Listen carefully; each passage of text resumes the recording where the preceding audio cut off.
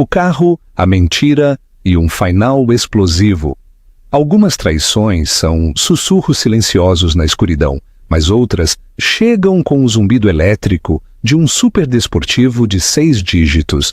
Para Luísa Faria, o reluzente Porsche Taycan, cor rosa geada metálico, era um troféu, a declaração de uma vitória numa guerra que ela pensava já ter ganho. Imaginava a esposa mais velha e negligenciada, Clara Moniz, a murchar no seu escritório estéril ao ver esta máquina magnífica, um presente de um homem que Luísa tinha roubado com sucesso. O que ela não entendeu, enquanto se dirigia para o estacionamento de visitantes da imponente Torre Vasco da Gama em Lisboa, era que não só estava a conduzir o gesto mais grandioso do seu amante. Estava a conduzir a mesma arma que faria o seu mundo dourado desmoronar-se, porque o nome no título era um que ela conhecia muito bem, mas por todas as razões erradas. A estrutura rachada.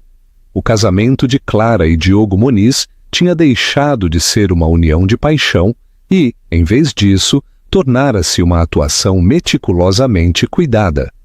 Para o mundo exterior, eles eram o casal de ouro da elite de Lisboa. Ele, o atraente e eloquente gestor financeiro numa firma de prestígio.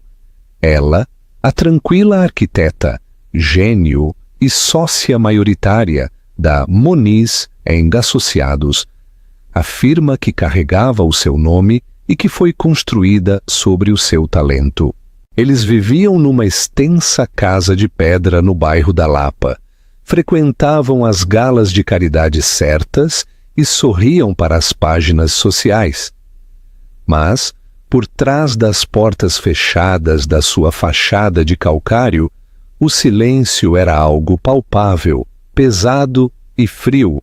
Clara dedicara a sua vida ao seu trabalho, enquanto Diogo saía para encantar potenciais clientes com jantares e vinho caro. Ela estava no estúdio, com os dedos manchados de grafite, a sua mente a tecer planos em realidades impressionantes. Ela desenhou arranha-céus que redefiniram horizontes e lares que eram santuários de luz e espaço. A sua firma era o seu bebé, o seu legado e a sua fuga. Era um mundo de linhas limpas, estruturas lógicas e sucesso mensurável. Tudo o que o seu casamento não era. Durante o último ano, um arrepio tinha se infiltrado nas rachaduras da sua relação, uma geada que nenhuma quantidade de afeto fingido podia descongelar. Diogo tinha se tornado distante, o seu telemóvel guardado com a ferocidade de um dragão a guardar o seu tesouro. Havia reuniões tardias de clientes que se estendiam até as primeiras horas da manhã e viagens de golfe de fim de semana, das quais ele regressava sem um novo bronzeado, mas com um cheiro distinto a perfume desconhecido que se agarrava à sua roupa. Clara não era ingênua, era observadora. Ela era arquiteta, afinal. Ela via as fraquezas estruturais, as fundações defeituosas, as fissuras capilares que ameaçavam derrubar todo o edifício. Mas ela também era uma estrategista. Uma demolição era confusa. Ela preferia uma demolição controlada. O seu 40º aniversário aproximava-se, um marco que se sentia menos como uma celebração e mais como uma linha de demarcação entre a vida que tinha vivido e a que estava prestes a reclamar. Diogo, num raro momento de atenção performativa, perguntou-lhe o que ela queria. Talvez uma viagem à Toscana? Ele sugeriu, mal levantando os olhos do seu tablet. Pensei em algo mais, permanente, respondeu Clara, a sua voz tranquila. Algo para mim. A ideia tinha estado a crescer na sua mente há meses. Começou como um sussurro de desafio e transformou-se num rugido de autoestima. Ela acabara de garantir a cobiçada comissão para o novo Museu de Arte do Tejo, um projeto que garantiria a reputação da sua firma por uma geração. Só o bônus inicial de assinatura era astronômico. Era a vitória dela, o sucesso dela, o dinheiro dela. E ela ia comprar algo que Diogo nunca poderia tocar, algo que simbolizava o seu próprio poder e liberdade. 2 semanas antes do seu aniversário, ela entrou sozinha num estande da Porsche. Ela não vestia os fatos de poder que usava para as reuniões do conselho, mas calças simples e elegantes e uma camisola de cachemira. O jovem vendedor a ignorou no início, apressando-se para homens com relógios vistosos, mas um senhor mais velho chamado Arthur viu a confiança tranquila nos seus olhos. "Em que posso ajudá-la, senhora?" perguntou. "Estou interessada no Taycan Turbo S", disse Clara, a sua voz firme, sem deixar margem para dúvidas. Ela sabia exatamente o que queria. Tinha-o pesquisado durante semanas, o pináculo do desempenho elétrico, um predador silencioso. Ela não o queria num vermelho berrante ou num preto aborrecido. Apontou para uma amostra de cor que brilhava sob as luzes do showroom.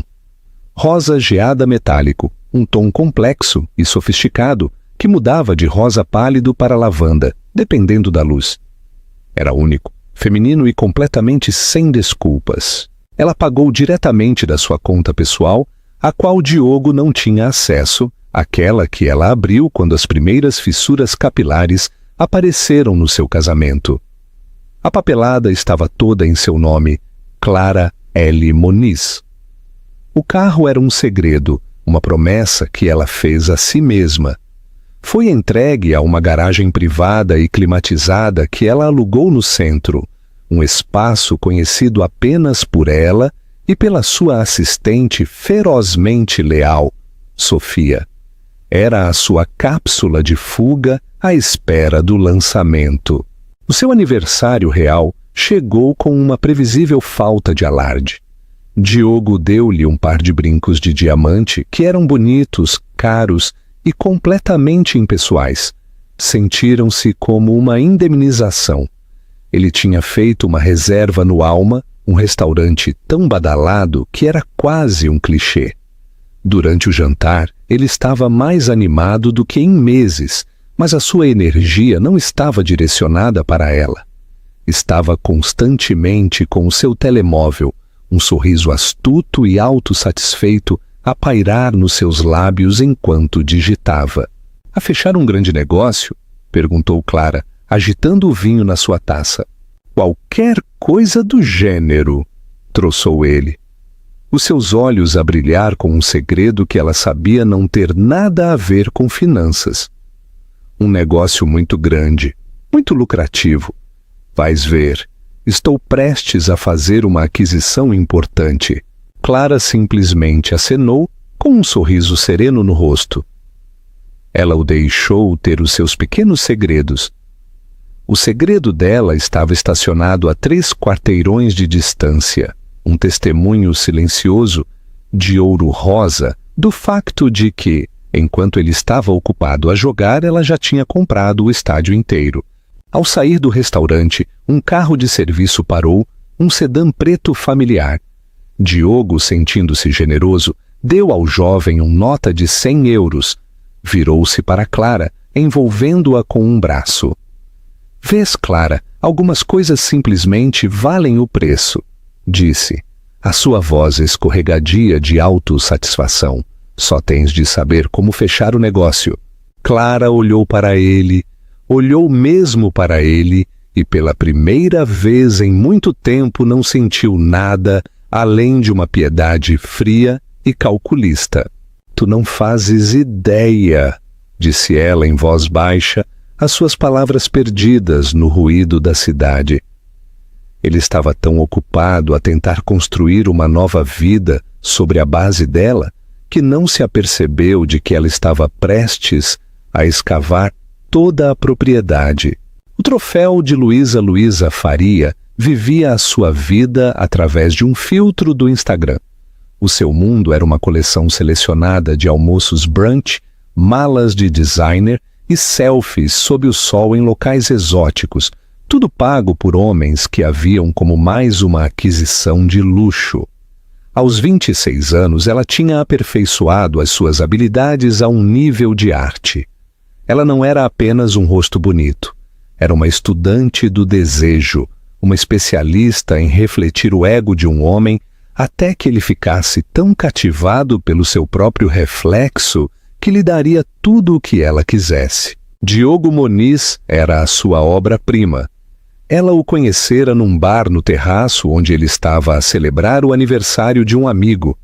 Ele era mais velho, distinto, com aquela confiança fácil que vinha da riqueza geracional. Ou assim pensou ela. Ele lhe comprou um copo de champanhe e os seus elogios eram tão suaves e caros quanto a colheita. Ele falou do seu casamento sufocante com uma mulher obcecada pela carreira que não o apreciava. Luísa ouviu com olhos grandes e compreensivos, a sua mão a descansar suavemente no antebraço dele, fazendo-o sentir-se visto, desejado e poderoso. Num mês, ele a tinha instalado num apartamento elegante no centro, com vistas deslumbrantes da cidade. O seu guarda-roupa começou a encher-se de pulseiras Cartier e malas Chanel.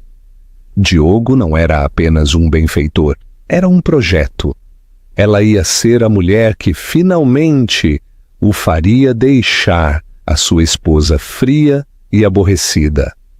Ela ia ser a próxima senhora Moniz. A sua obsessão por Clara era total. Ela passava horas a navegar por velhos artigos sobre designs da Moniz em Associados, examinando fotos de Clara em eventos de caridade. Ela via uma mulher que era simples, severa, sempre em roupas de arquitetura escuras. Uma mulher que parecia mais confortável com uma planta do que com uma mala de marca. O ciúme que ela sentia era afiado e ácido, não porque quisesse a vida de Clara, mas porque Clara tinha a única coisa que ela ainda não conseguia reclamar: o nome, a legitimidade, a aliança. Luísa acreditava que a guerra era ganha no campo de batalha das posses materiais. Cada presente de Diogo era um ponto marcado. Cada viagem secreta de fim de semana era um território reclamado. Ela documentava tudo nas suas redes sociais privadas, um diário digital da sua conquista, para o seu círculo íntimo admirar. Ele diz que está apenas à espera do momento certo, ela dizia aos seus amigos enquanto bebiam margaritas picantes.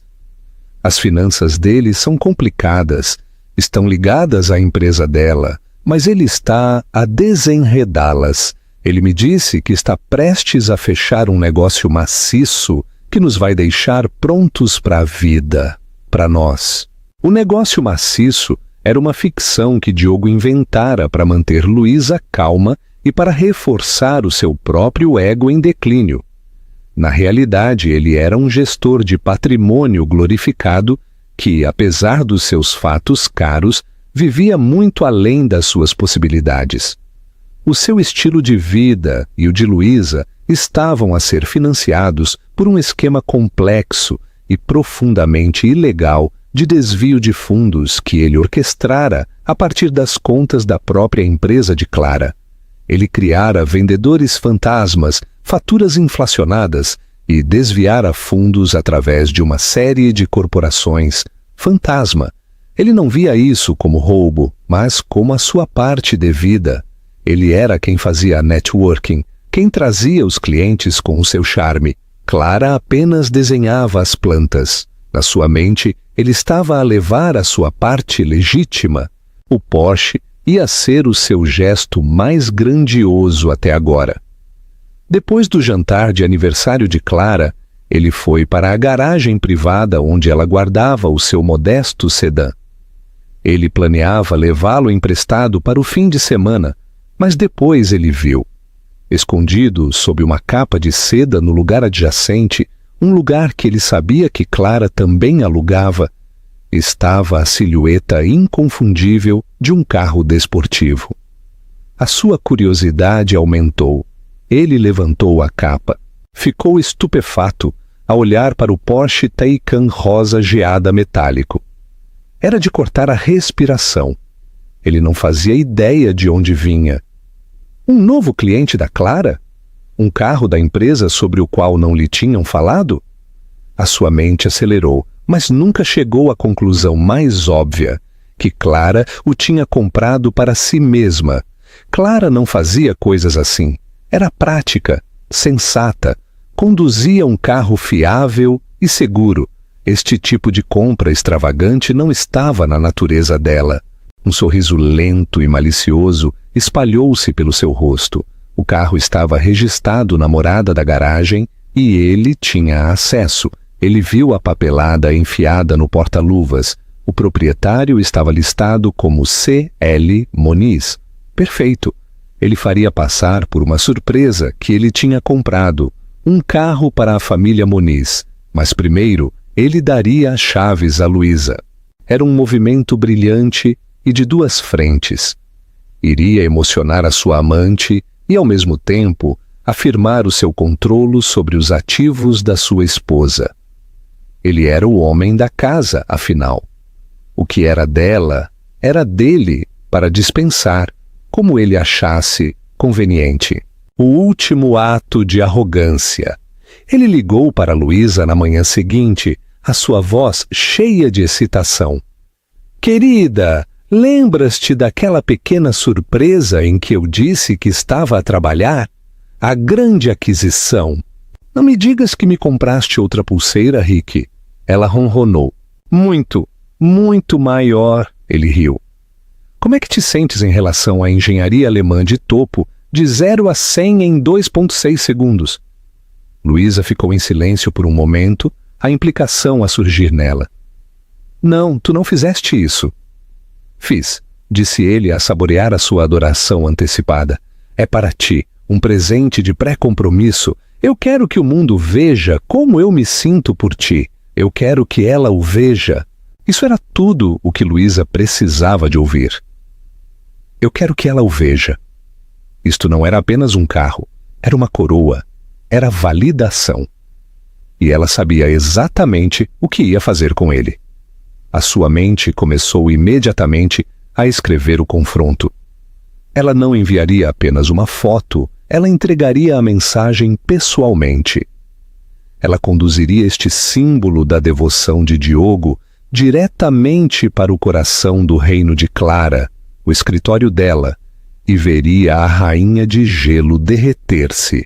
Quando eu o tiver, ela respirou para o telemóvel, o seu coração a bater forte. Amanhã, prometeu Diogo. Prepara-te, veste algo espetacular. Aquela noite, Luísa não conseguia dormir. Ela deixou o seu traje de fora, um vestido de designer branco justo, saltos agulha e óculos de sol que eram ofensivamente grandes. Ela praticou o seu discurso no espelho, um coquetel de piedade e condescendência. Ela já não era a outra mulher. Ela era a mulher. E amanhã, Clara Moniz saberia isso sem sombra de dúvida.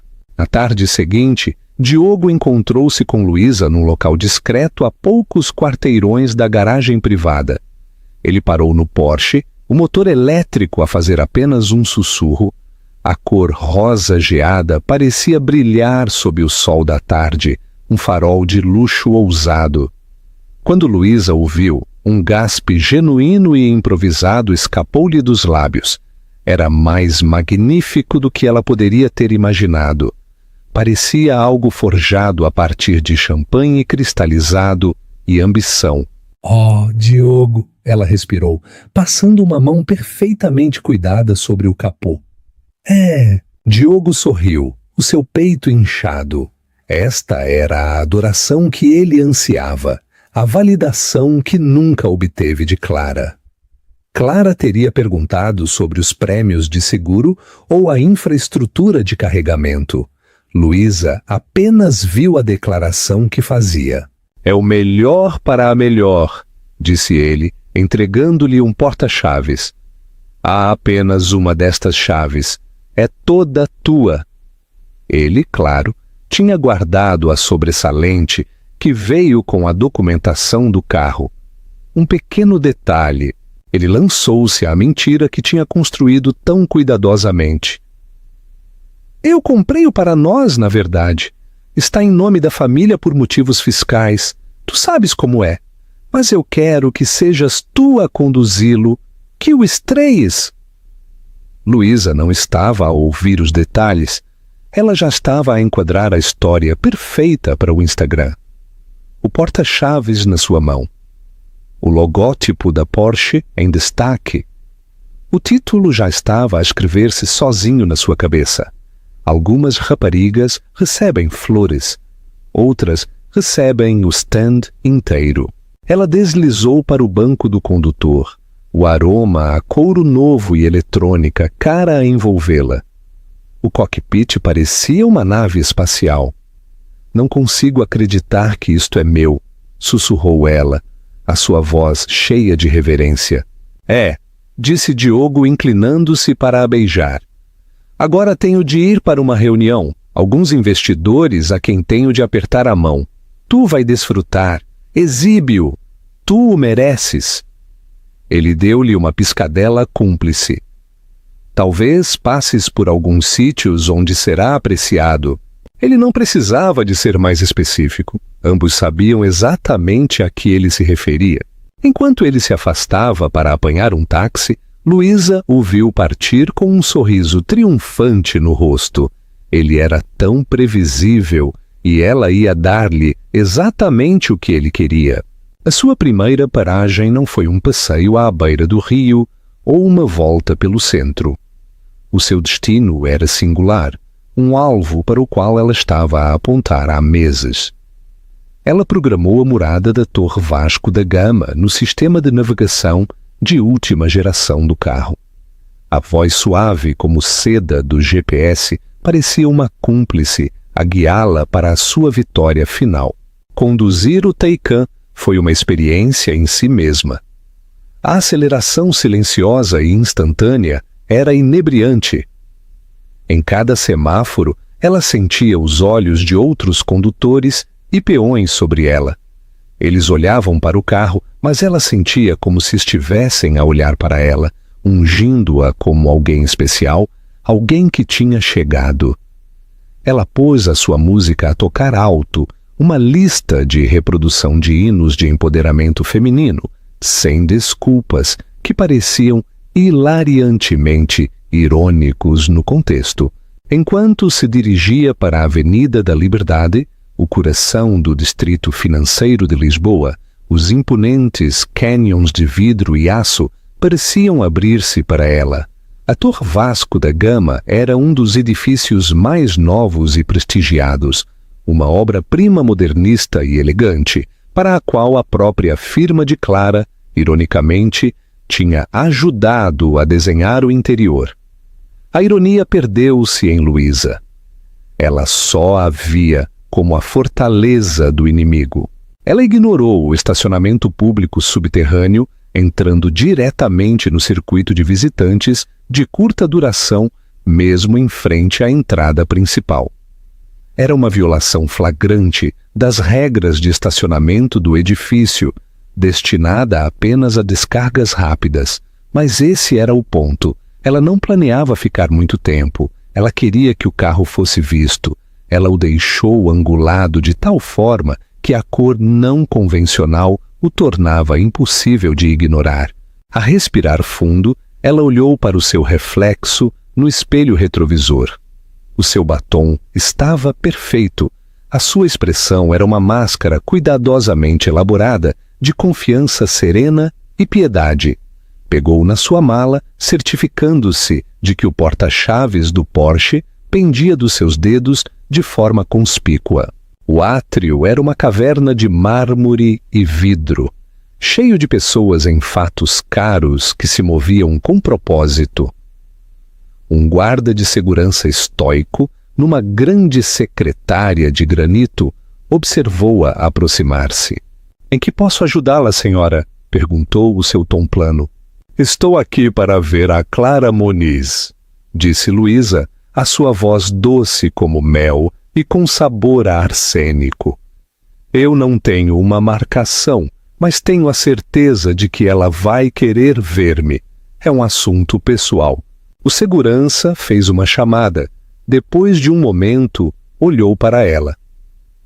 A assistente da senhora Moniz diz que ela está numa reunião. Pode esperar? Ou pode deixar uma mensagem? Luísa sorriu. Oh, eu vou esperar. Diga à assistente dela que foi feita uma entrega muito especial por parte do seu marido. Ela vai entender. Ela sentou-se num sofá de couro baixo, cruzando as pernas e fazendo um espetáculo de percorrer o seu telemóvel. O porta-chaves ainda à vista. Ela sentiu um arrepio a percorrer as suas veias. Isto era a cena final do filme, onde a heroína corajosa ganha o homem e o castelo. Ela tinha as chaves do reino e estava prestes a marchar diretamente para a sala do trono e anunciar que a rainha tinha morrido. Ela não fazia ideia de que ela era o bobo, prestes a realizar o ato mais humilhante da sua vida na própria corte da rainha. O cheque-mate da arquiteta Sofia Pires era mais do que a assistente executiva de Clara Moniz. Era a sua guardiã, a sua confidente e o seu sistema de alerta precoce. Uma mulher inteligente e impecavelmente organizada com 30 e poucos anos, Sofia estava com Clara desde os primeiros dias da firma e possuía uma lealdade tão inabalável quanto os alicerces dos edifícios que elas desenhavam. Ela foi a primeira pessoa a notar as anomalias na conta de despesas de Diogo e a primeira pessoa em quem Clara confiou quando os sussurros de infidelidade se transformaram num rugido de certeza.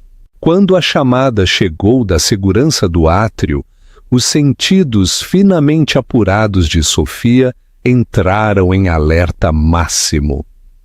Uma senhora Faria está aqui para ver a senhora Moniz. Diz que é um assunto pessoal relativamente ao seu marido. As costas de Sofia endireitaram-se. Faria, o nome do relatório do investigador privado, o nome nos extratos do cartão de crédito para lingerie e escapadelas de fim de semana. Ela está numa reunião com um cliente que não pode ser interrompida, disse Sofia, a sua voz gelo puro. A senhora disse para eu lhe dizer que o senhor Moniz fez uma entrega especial. Os olhos de Sofia semicerraram-se. Isto era uma escalada ousada e imprudente. Obrigada, Francisco, eu trato disto. Ela caminhou a curta distância até ao escritório de Clara, uma suíte de canto com janelas do chão ao teto que ofereciam uma vista panorâmica da cidade e do Tejo. Clara não estava numa reunião com um cliente. Estava de pé sobre uma grande planta, a sua concentração absoluta. Problemas? Perguntou Clara sem levantar os olhos, sentindo a presença de Sofia. A loeira do ficheiro está no átrio, disse Sofia sem rodeios. Está aí a tentar forçar a entrada. Clara pousou o seu lápis com uma calma deliberada. Olhou para Sofia e por um momento fugaz, um vislumbre de cansaço atravessou o seu rosto. Mas foi quase instantaneamente substituído por uma resolução férrea. Ela tinha-se estado a preparar para isto de uma forma ou de outra há meses. Ela esperava controlar o cronograma, executar o seu plano com precisão cirúrgica. Mas, se o inimigo estava a trazer a batalha para suas portas, ela não se esconderia atrás dos muros. Mencionou uma entrega especial da parte de Diogo, acrescentou Sofia.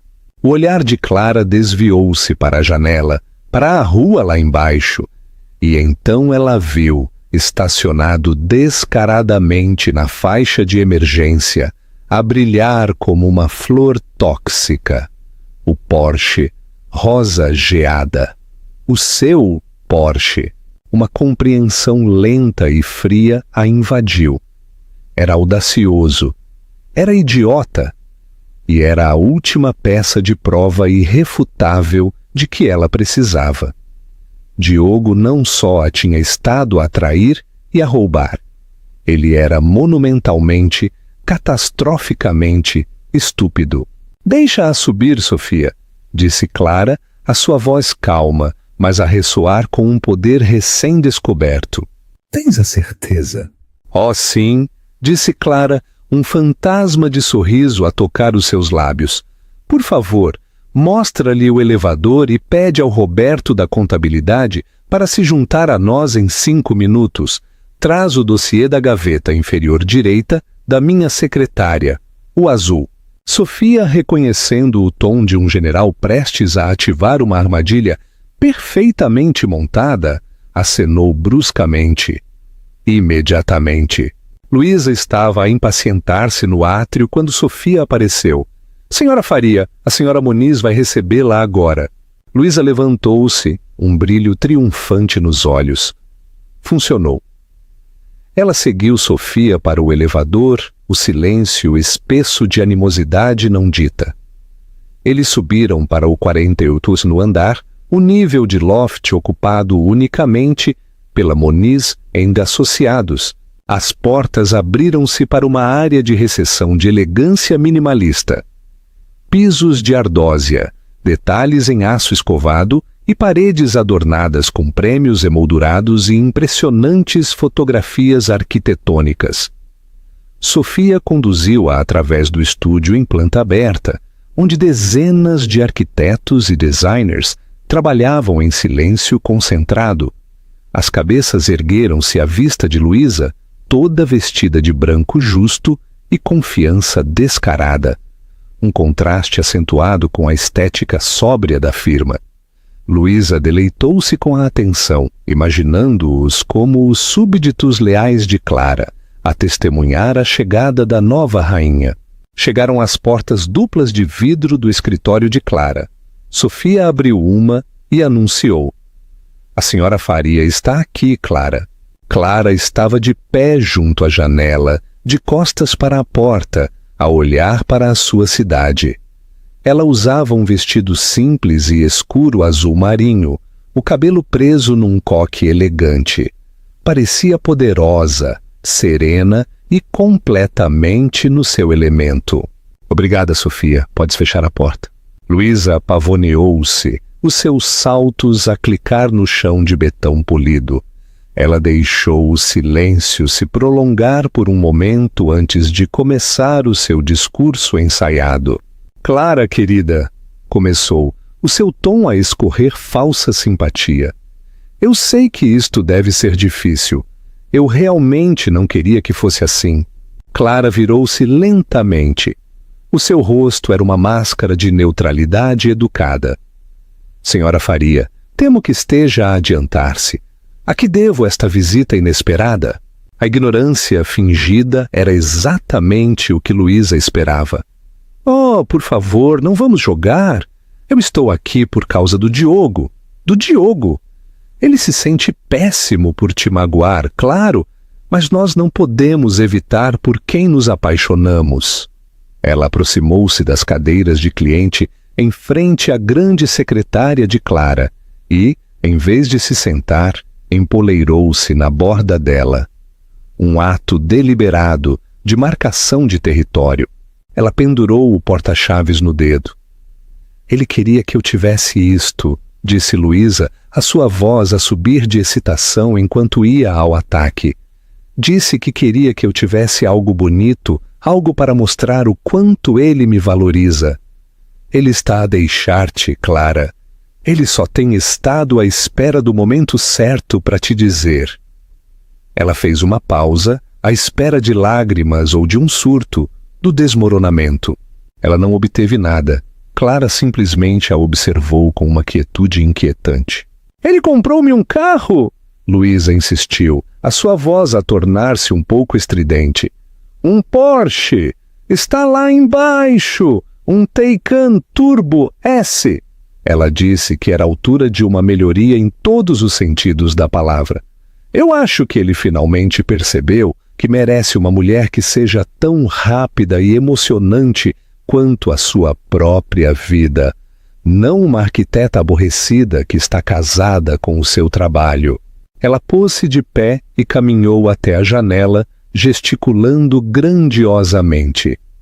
É aquele, o bonito de cor rosa geada. Ela disse que a cor lhe lembrava a minha pele. É tão romântico! Este era o seu momento de triunfo. Ela tinha colocado a sua carta vencedora na mesa. Tinha se gabado do símbolo máximo da sua vitória, mesmo na cara da esposa, no próprio assento de poder dela. Ela virou-se da janela com um sorriso de vitória no rosto, pronta para testemunhar a devastação completa e total da mulher à sua frente. O último dardo Clara Muniz deixou o silêncio se esticar, permitindo que as palavras triunfantes de Luísa pairassem no ar como um perfume barato.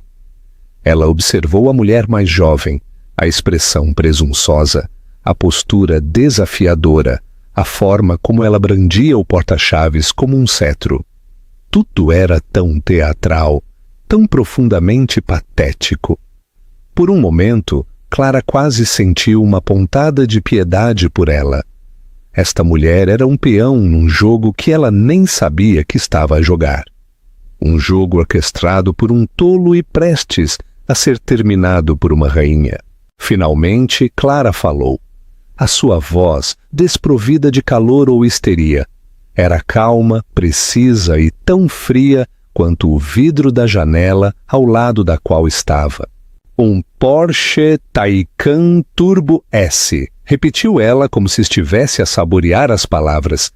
Na cor rosa geada metálico. Sim, é um carro impressionante.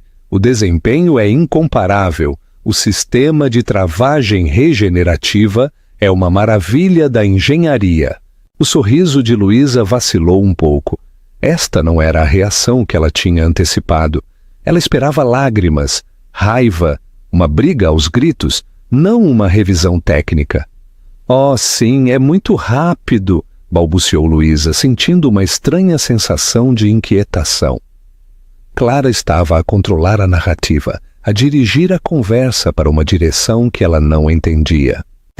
Clara anuiu, dando um pequeno passo em frente.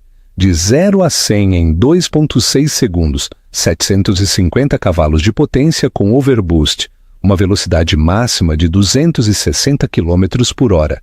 O Diogo não o saberia, disse Clara, a sua voz a baixar uma fração.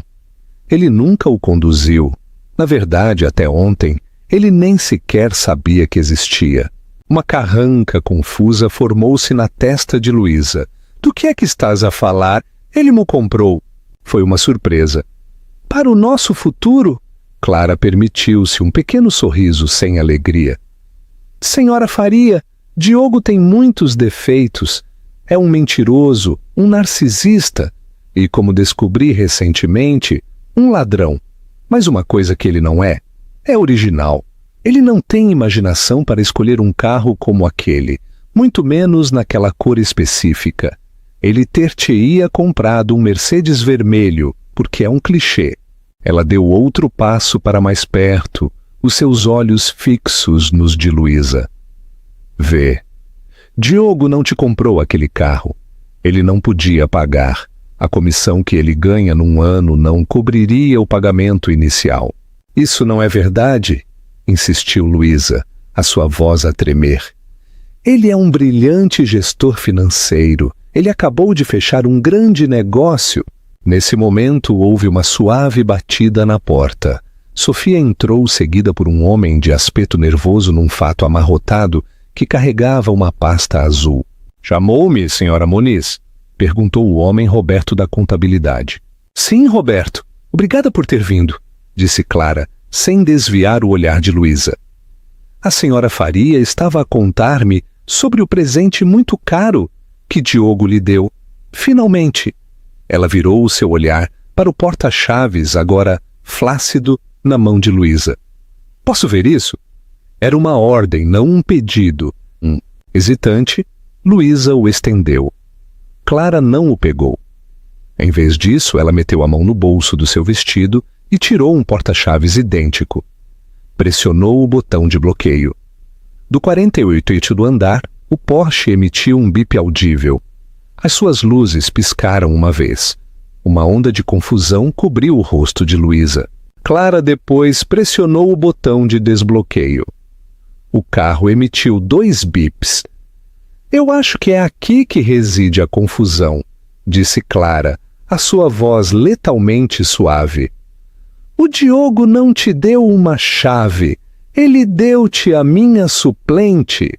Vê, senhora Faria, eu comprei aquele carro há 3 semanas como um presente de aniversário para mim, com uma pequena porção do bônus de assinatura do novo projeto do Museu do Tejo, um projeto que vale 9 dígitos.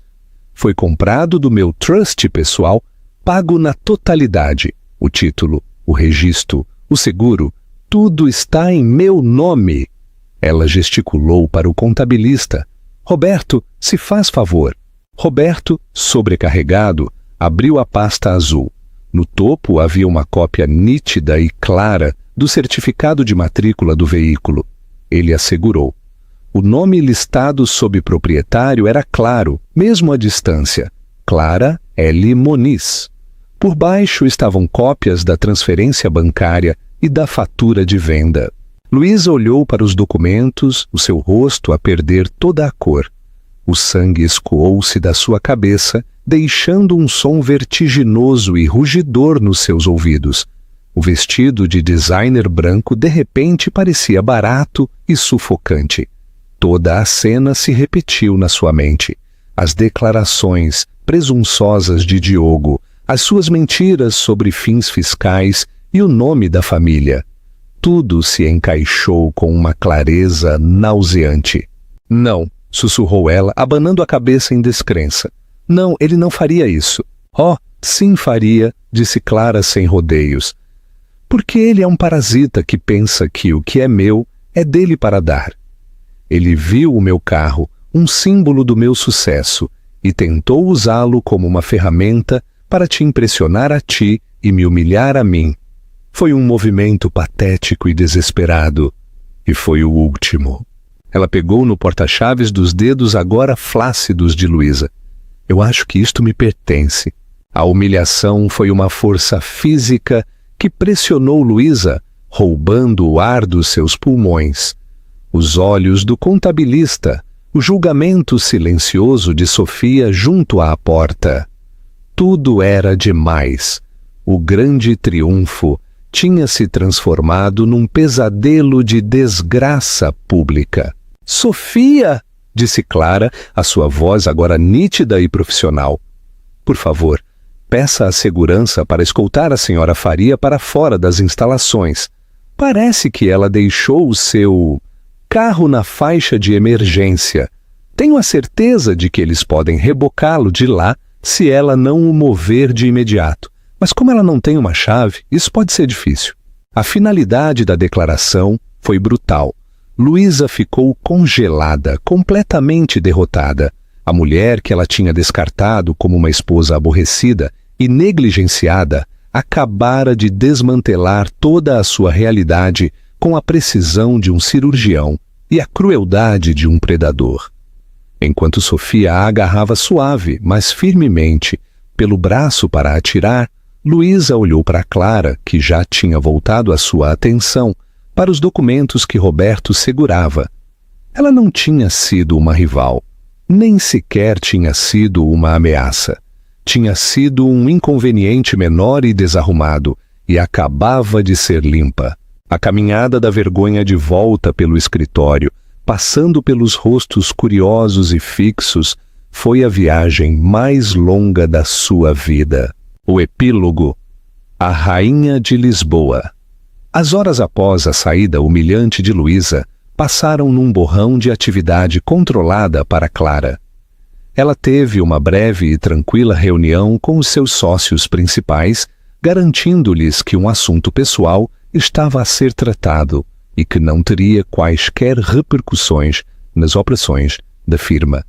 Reviu as plantas do museu, fazendo algumas anotações perspicazes e agudas.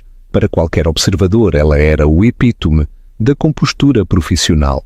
Mas por baixo da superfície, uma fúria fria estava a fervilhar à espera do momento certo para ser libertada. Ela saiu do escritório às 6 em ponto. Não apanhou o seu habitual carro de serviço. Em vez disso, apanhou o elevador para a sua garagem privada. Caminhou até o seu Porsche, e deslizou para o banco do condutor. O cheiro a couro novo estava agora contaminado com o fraco e enjoativo cheiro do perfume de Luísa. Clara fez uma careta e baixou todas as janelas, deixando o ar fresco da noite purgar o odor indesejado. Ela conduziu para casa não com velocidade, mas com uma lentidão deliberada, quase processional. Cada semáforo era um momento para respirar, para se centrar, para afiar as arestas da sua raiva numa ponta fina e perigosa. Quando ela entrou na garagem da sua casa na Lapa, o carro de Diogo já lá estava. Ele tinha chegado à casa cedo. Bom, ela entrou na casa pela lavandaria. Ele estava na cozinha, a servir-se de um generoso copo de uísque. Estava a trautear, um sinal certo da sua autossatisfação. Ele pensava que a sua pequena tática tinha funcionado, pensava que tinha jogado com sucesso com ambas as mulheres e saído vitorioso. Aí estás tu, disse ele, sorrindo alegremente. Ele não notou as nuvens de trovoada nos olhos dela. Dia longo? Pareces cansada. Foi um dia cheio de eventos, disse Clara, pousando a sua pasta na ilha de mármore que ela própria tinha desenhado. Passou-se algo interessante? Perguntou ele, bebendo um gole da sua bebida. A imagem de inocência casual.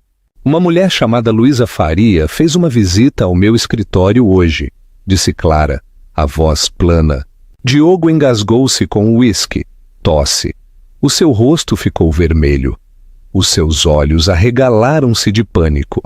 Rapidamente ele se recompôs, tentando um olhar de confusão. Luísa, eu não... Acho que ela é filha de um cliente, uma miúda um pouco problemática. Por que é que ela viria ver-te?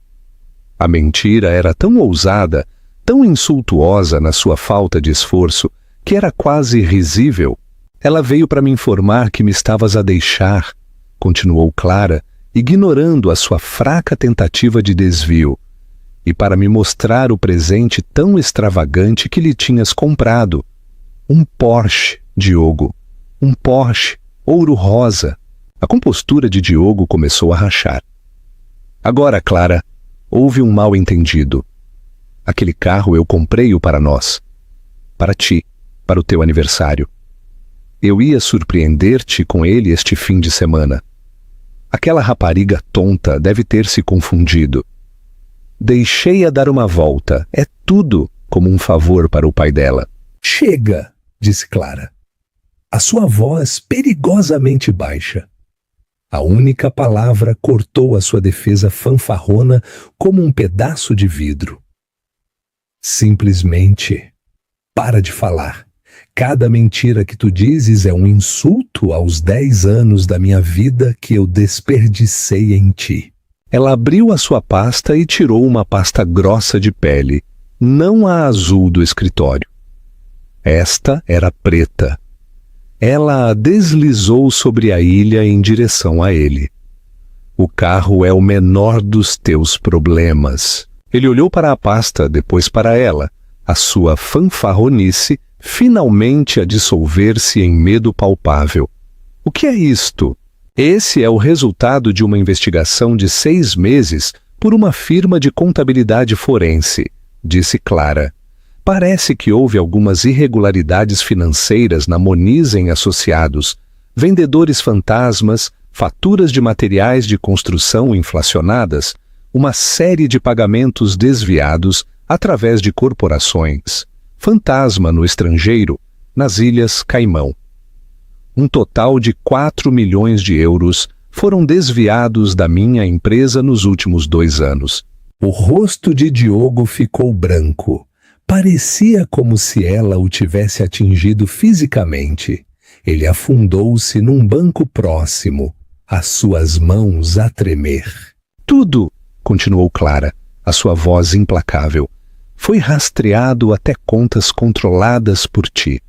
As tuas contas secretas, aquelas que tu usaste para pagar o apartamento da senhora Faria, as compras dela, as pequenas viagens dela, aquelas que tu estavas a usar para construir a tua patética pequena vida de fantasia, tudo com o meu dinheiro. Clara, eu posso explicar, gaguejou a sua voz um sussurro rouco. Foi apenas um empréstimo. Eu ia devolver. Eu fiz alguns maus investimentos. Tu és um ladrão, afirmou Clara, atingindo-o com a força de um veredito. Tu não só me traíste, tu me roubaste. Tu roubaste aos meus funcionários, aos meus sócios. Tu tentaste envenenar a única coisa na minha vida que eu construí com as minhas próprias mãos. Ele olhou para ela. Os seus olhos suplicantes.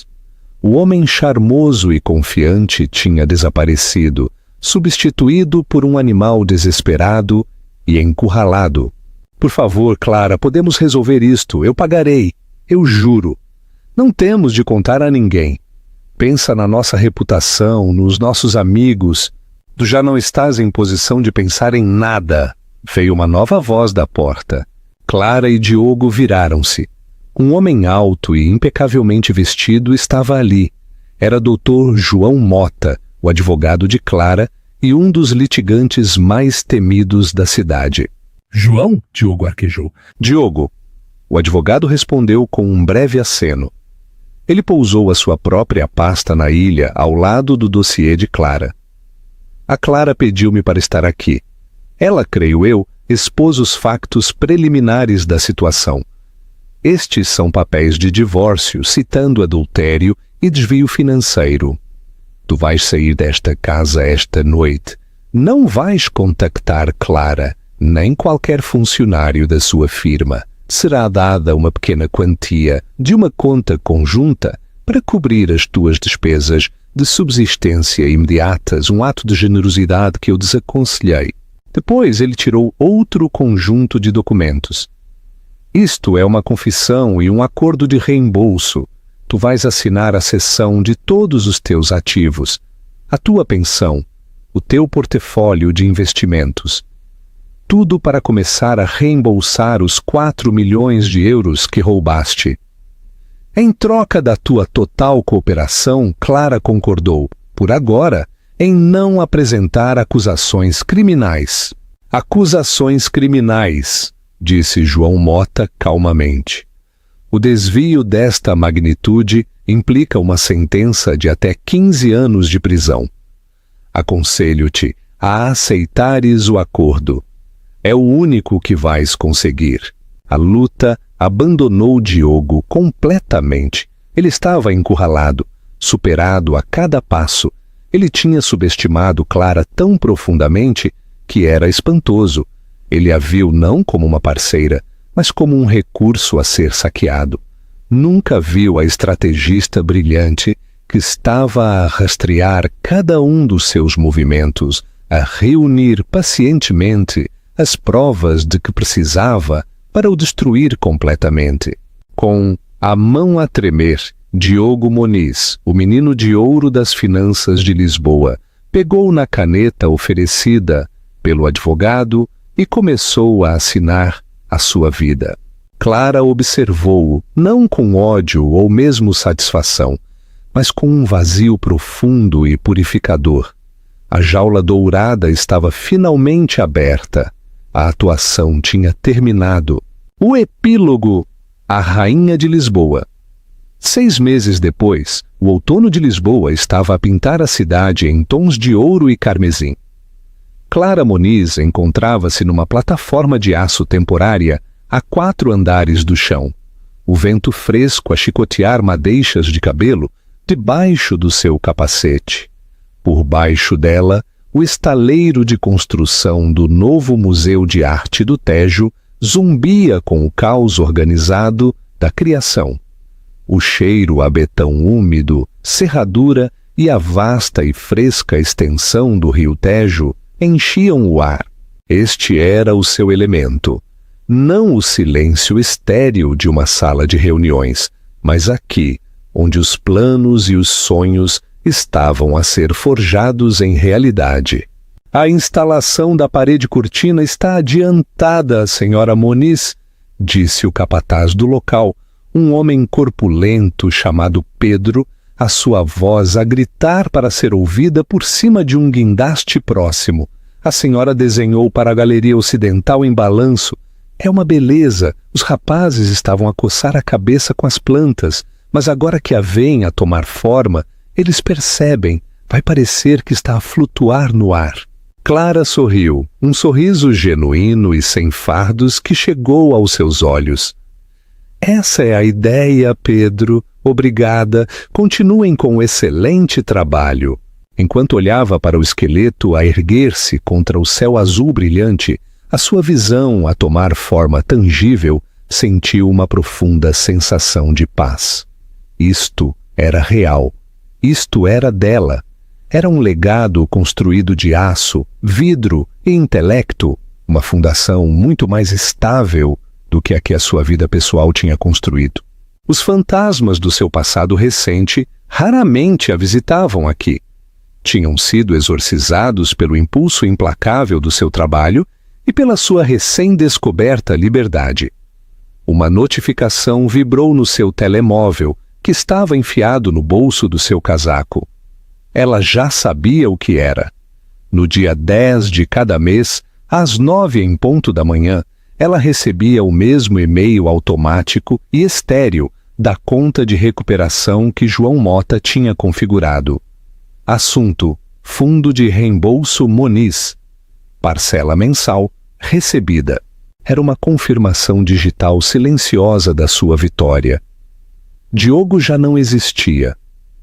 O primeiro mês, ela tinha olhado para a quantia insignificante, uma pequena fração do que ele tinha roubado, e sentiu um vislumbre de sombria satisfação. Agora era apenas ruído de fundo, uma lembrança de um homem que se tinha encolhido para a irrelevância total. O último que ela soube de Diogo veio através do notório e eficiente moinho de mexericos da cidade. Despojado dos seus ativos e da sua carreira, ele tinha vendido o último dos seus relógios de designer para pagar um caminhão de mudanças e tinha conduzido para um subúrbio sombrio no sul para se mudar para a cave da sua irmã. A sua última comunicação com Clara tinha sido um longo e divagante e-mail enviado de uma conta genérica do Gmail, cheio de autopiedade, culpa e um patético apelo de última hora à sua história partilhada.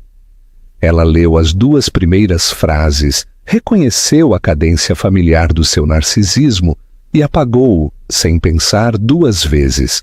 Ele era um capítulo fechado, um mal escrito. Luísa Faria tinha desaparecido ainda mais completamente. As suas contas de redes sociais foram eliminadas, o seu nome a desaparecer do mundo digital que ela tão desesperadamente tinha tentado conquistar. Sofia tinha mencionado, com uma clara falta de simpatia, que um amigo de um amigo tinha jurado tê-la visto a trabalhar atrás do balcão de cosméticos numa loja de departamento num centro comercial a 1 hora da cidade. O seu rosto estava sem a sua habitual maquilhagem pesada, as suas roupas de designer substituídas por um uniforme de poliéster. Era apenas mais uma rapariga novamente. Os seus 15 minutos de infâmia tinham expirado. Clara não sentiu nada ao ouvir a notícia. Nem pena, nem triunfo. Apenas uma vasta e final indiferença. Mais tarde, naquela tarde, de volta aos escritórios banhados pelo sol da Moniz em Associados, a mudança era palpável. A tensão opressiva que tinha subtilmente permeado a firma durante o último ano do casamento de Clara tinha desaparecido, substituída por uma energia vibrante e colaborativa. Ela tinha promovido 2 arquitetos jovens e merecedores e tinha lançado uma iniciativa de inovação interna, encorajando a sua equipa a ir além dos limites. Ela estava mais presente, mais empenhada, e a sua paixão era contagiante. Ela passou 1 hora a aconselhar um jovem designer brilhante a rever os seus esboços para uma biblioteca comunitária, desafiando-o, inspirando-o. Não desenhes apenas um edifício, disse ela. Desenha a experiência.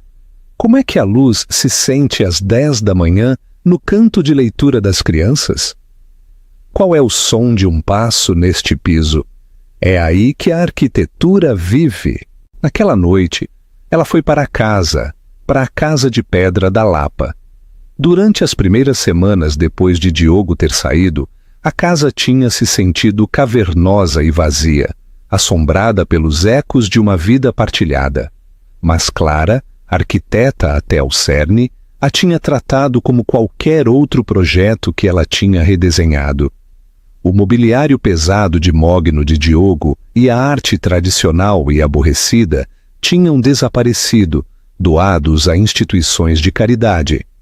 No seu lugar estavam as linhas limpas do design escandinavo, arte contemporânea de artistas locais de Lisboa e estantes cheias de livros de filosofia e poesia ao lado dos seus tomos de arquitetura.